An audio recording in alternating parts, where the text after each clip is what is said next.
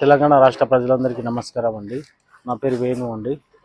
నేను ఒక సాధారణ బట్టల షాప్లో వర్క్ చేస్తానండి. మా తమ్ముని అయినటువంటి మా తమ్ముడిని టెర్మినల్ స్కూల్లో జాయిన్ చేద్దామని చెప్పేసి వెళ్ళానండి.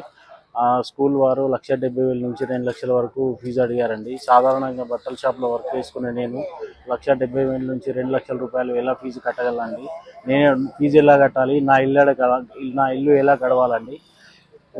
తీన్మార్ మల్లన్న గారు ఒకటే విషయం చెప్పారండి. ప్రతి స్కూల్లో 20% పేదవారికి సీట్లు కేటాయించాలని చెప్పేసి చెప్పడం జరిగిందండి. నాకు ఈ మధ్య తీన్మార్ మల్లన్న గారు చెప్తేనే నాకు ఈ విషయం తెలిసిందండి. అంతకుముందు నాకు కూడా ఈ విషయం తెలియదండి. తీన్మార్ మల్లన్న గారు ఇందిరా పార్క్ వేదికగా మహాధర్నా